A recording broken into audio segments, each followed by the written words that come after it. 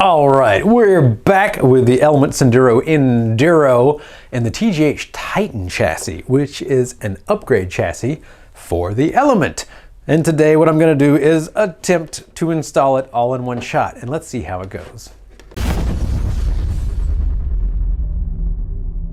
So the first thing you want to do when you're getting ready to swap out your chassis is to wear the body as a hat, of course. This is probably the best thing that you do to get into the mood of wrenching, at least.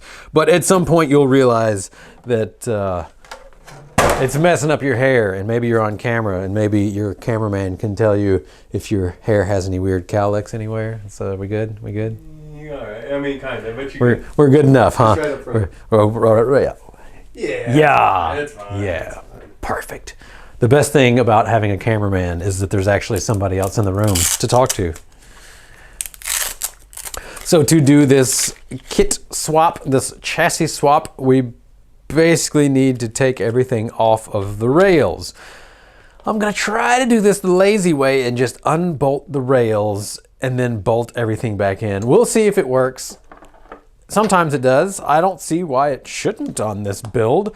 So I'm just gonna start at the back and work my way up. And we'll see how it goes. And I'm putting my radio there. You don't let me forget it, because I'm gonna forget it. And I'm gonna be looking around. What did I do with my radio? You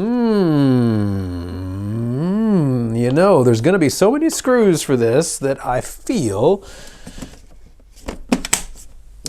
something. I feel like I need my power driver. Ring, ring. It's around here somewhere. It makes that noise. Help me find it, everybody. Make the noise. Ring, ring. Where is it? Ring, ring. Hey, there's a bunch of shocks. I can put the other shocks that I got with the bag of shocks, the box of shocks. And that could be a box shocks. I'm gonna make a new company, box shocks. Totally won't get sued by rock shocks. Well, I misplaced the other shocks. I'm getting distracted here. I don't even know where these shocks go anymore. There's the driver. All right, we have a charge. Now, what we need are those little thing that Vanquish sells. So what we have here is the Vanquish 1/4" drive adapter. And yeah, so what I'm gonna do is make a couple of quick, let's see, a 2mm. Let's see what size we need. 2mm. It's probably all 2mm. No one Element, no one associated. Oh, it's all 2mm. Yes. So we will be able to take apart pretty much everything with just a 2mm. Yeah, I like that. So I'm going to try to do this the lazy way. The lazy way being taking all the parts off the chassis and leaving everything together as much as possible, and then slapping the new rails on. We will have to switch over some stuff, of course. We have a different skid plate. We have a different mount for our servo and winch up front, a different pan hard mount, and a few other small things. So first things first, I'm just gonna go down this rail and take off some screws. I got this handy old Black & Decker from years back, and it should, in theory, help me do this. Oh man, when I was talking about hobbies in the other video, I completely forgot about disc golf, yet another physical hobby. There we go. Oh yeah, this is gonna keep me from getting carpal tunnel. And we will try to keep these in some sort of semblance of order, and that way I'll maybe be able to put them back. Maybe. Let's see. Okay, those are countersunk. Looks like the only countersunk. Very good, very good. So maybe y'all have heard of the Titan chassis kit. It is made by Team Garage Hack, and what it does is give a performance increase to this chassis, or to this Element. And I have not driven one yet, but the reports are that it really helps the forward bite, the belly clearance also. It's got a forward leaning skid, 7.5 degrees or something like that. It says it's on the website. And all of that combined gives you a nice performance boost. really what I'm looking forward to is the sweet carbon fiber look, honestly. Because these rigs are really nice out of the box. Honestly, one of my favorites. TRX4, in particular, the Sport, is going to be one of my favorites if we're talking about just bomb-proof resiliency. But when we're talking about out-of-the-box climbing and capability, I really, really love the Element.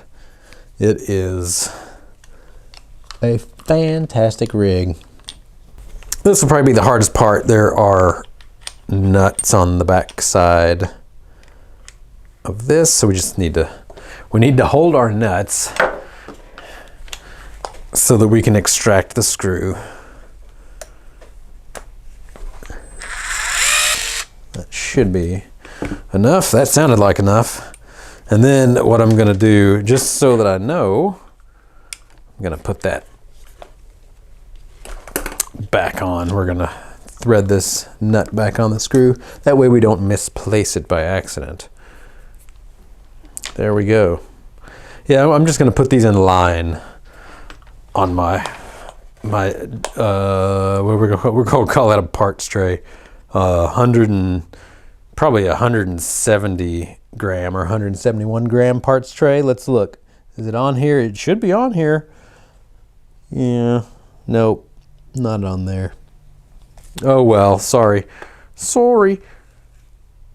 I do enjoy putting with the AVRs. I've got a huge stack of these guys.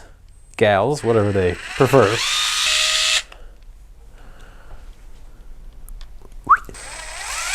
Little round head. We'll just call it little round head screw. All right, then we got another one of these with a backing nut. Here we go. So these little things are pretty nice. I don't know if I would buy one again. I feel like they're great for saving the wrist though. If I'm wrenching a lot in a week, I start to get just angry wrists. I would say carpal tunnel, but you know, I don't have a diagnosis for that, so.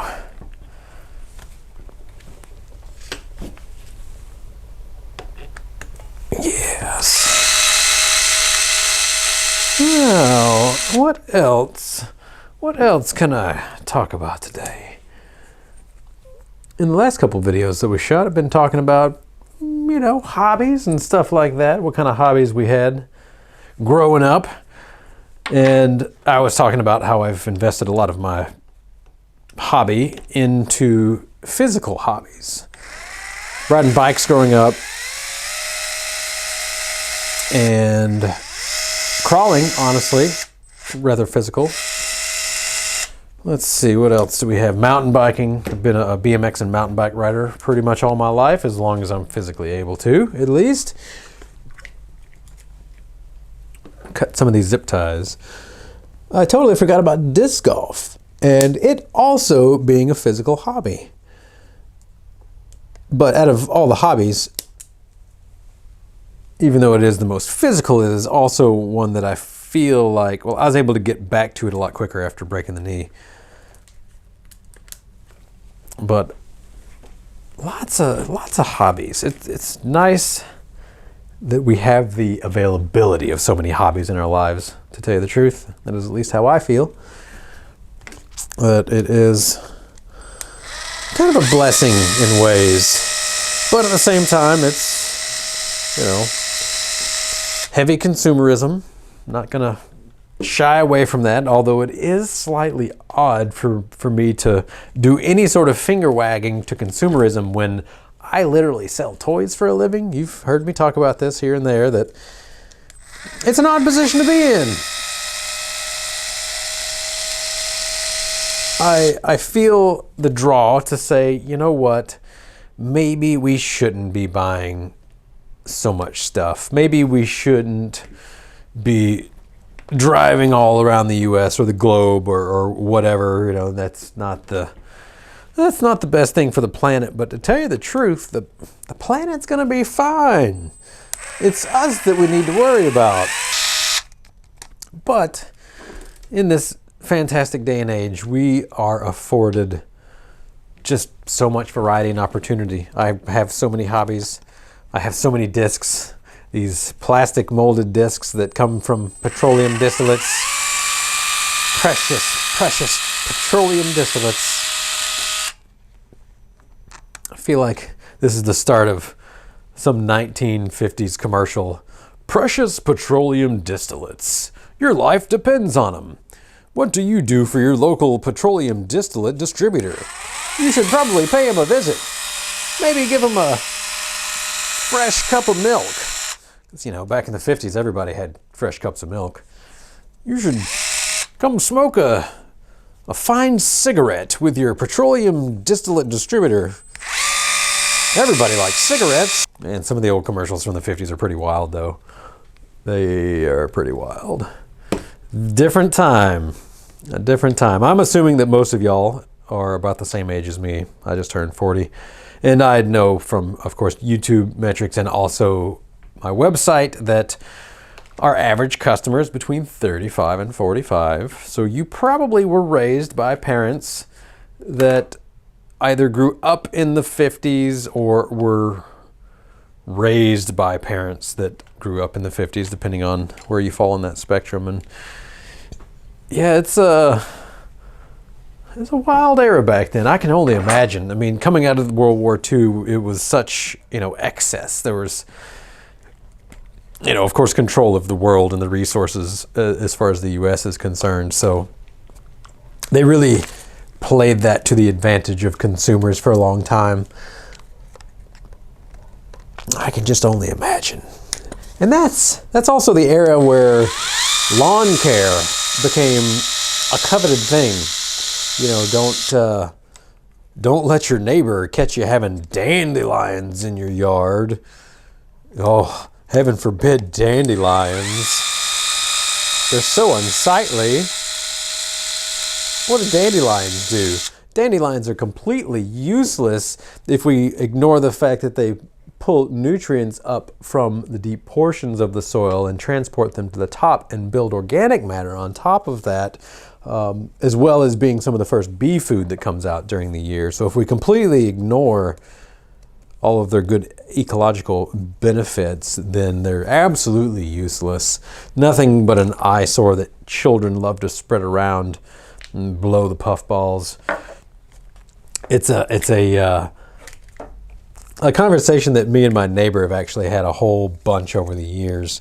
That his parents, typical people, they think dandelions are the devil in a yard, and he came home one day to them spraying all of his dandelions. And my neighbor Ramsey, God love him, he might not be a gardener, but he understands nature. And he came home to them, essentially trying to kill all of his dandelions. He's like, the bee food. That's, and right now, being cognizant of bees and the things that we put on plants that kill bees, that's something that we are doing as a society right now, saying, hey, don't kill the bees. But his parents came home and, essentially they're killing the bees. They're killing the bee food. And a lot of the things that you would spray on those will actually also kill bees. It's like combination insecticide / herbicide. It just depends on what you're using, which to me is nuts. It's just me. No, don't get me wrong. If you love doing lawn care and you like that monoculture perfectly manicured, Scots Guard green lawn or whatever, hey, that's up to you. That is absolutely up to you. But personally, I am not into spending money on that sort of stuff. I am not into poisoning my yard, the insects. I'm not into worrying about dandelions. I'm really not.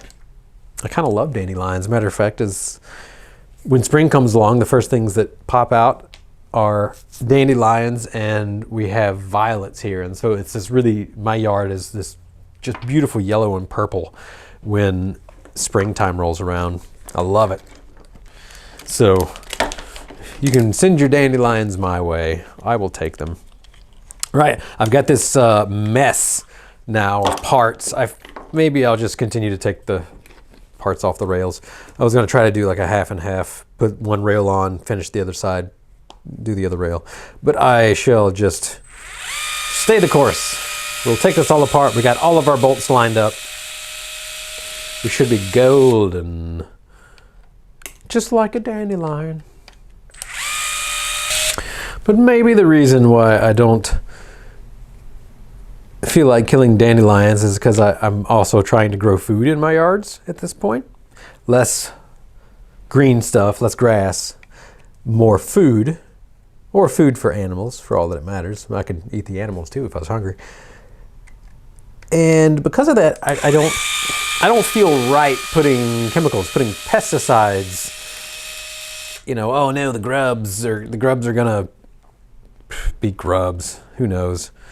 It's just weird to me. My dad is definitely of that era that, you know, you're gonna keep your lawn green, you're gonna weed and feed, you're gonna throw seed down multiple times a year, you're gonna have one type of grass in your lawn. If you have two types of grass, oh boy, who's gonna ever want to marry you as a man if you can't keep the crabgrass out of your lawn? Just, oh, it's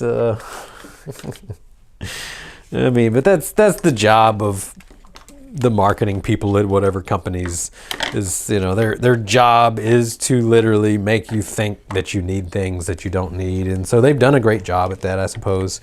So kudos to all of the petrochemical marketing company folks that have convinced still the majority of the population that they need a monoculture, single variety of grass, green lawn. I think it's honestly kind of amazing that has happened to us as a society. That, you know, maybe it's just the power of marketing, but it really intrigues me, you know, why we are susceptible to that sort of thing. You know, people telling us, oh, you need a grass lawn, or whatever the case may be, that you need pinker, fuller lips, or whatever the case is. And I suppose I can stand by and say, ha ha, you know, I don't fall for that, but I also do not consume a ton of media. I don't watch TV. We don't have TV at the house. We have TVs, but it's all, you know, subscriber-based stuff, like most of y'all at this point, I imagine. And I do realize I'm completely talking off topic here, but this is relatively mindless work for me. Just unscrewing screws. Look at all these screws, lots of screws. My wrist would be absolutely done if I didn't have this little Black & Decker, whatever it's called, Type 1 4-volt max DC. It should be 4.2. I don't trust this now. The gyro. There's what it's called, the gyro. It's got a little gyro inside, so I mean, it's technically not a gyro. It's probably a single axis chip accelerometer. Little single axis accelerometer. That combined with these Vanquish tips and 1/4-inch drive adapters is wonderful. Boop. All right. So I am going to see which side is forwards, and then I'm just going to go backwards. We're gonna attach. We're going to open up the package first. And make sure. Oh no! I bent the frame rail. These are pretty sweet frame rails overall.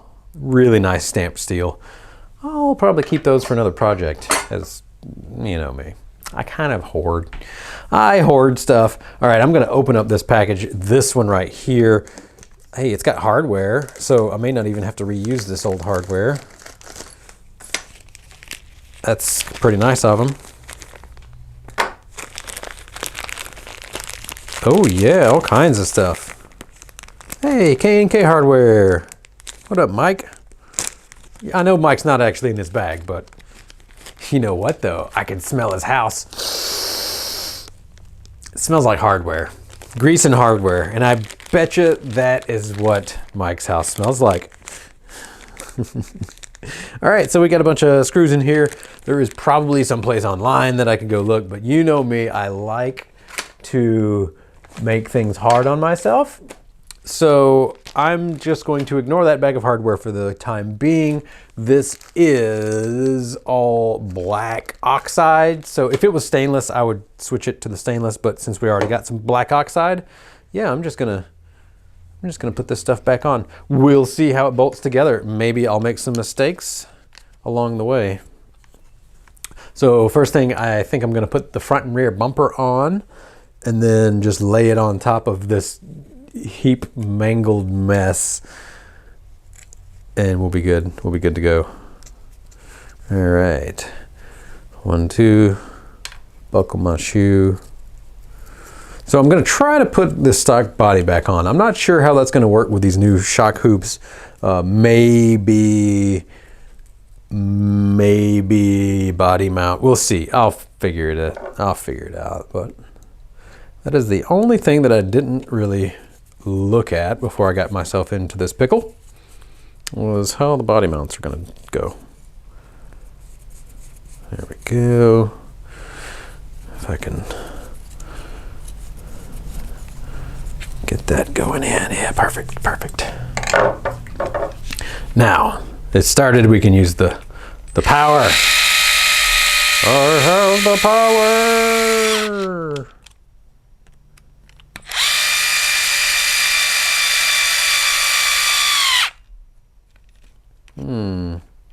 Tighten that one down a little more than I should have. Oh well. Oh well. All right, we got one side, and we'll get the other side.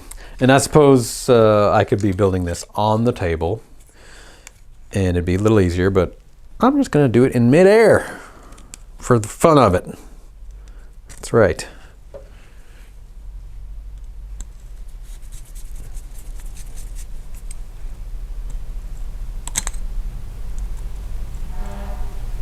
Ooh. Whomp.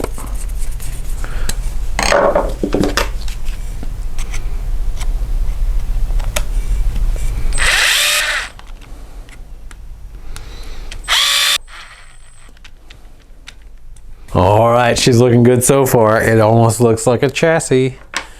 Now we will bolt up this to the rear. It looks like oh, no, this one didn't have a rear bumper. That's right. The bumper is integrated into the body, I think. Rock rash, obviously, goes towards the rocks.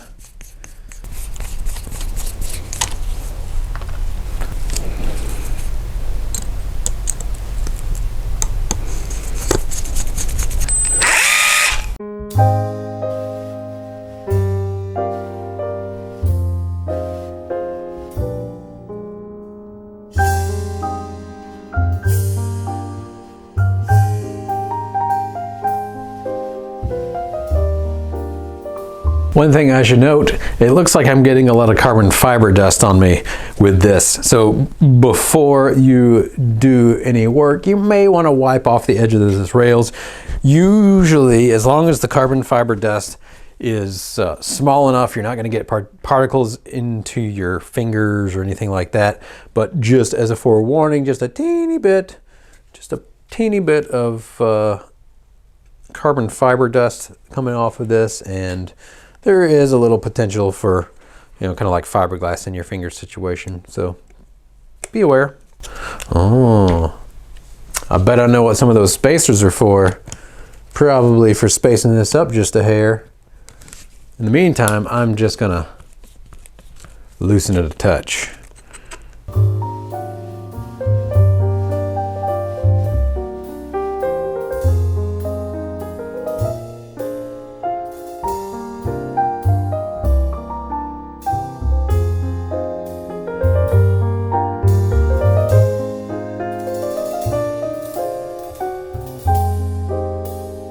All right, It looks like we're running out of storage on the camera. This is going to be a longer video than I anticipated. So far, we have it right here. We're going to bolt up some more parts. Looks like I need a couple of spacers on there. And yeah, so unbolt it, bolt it back together.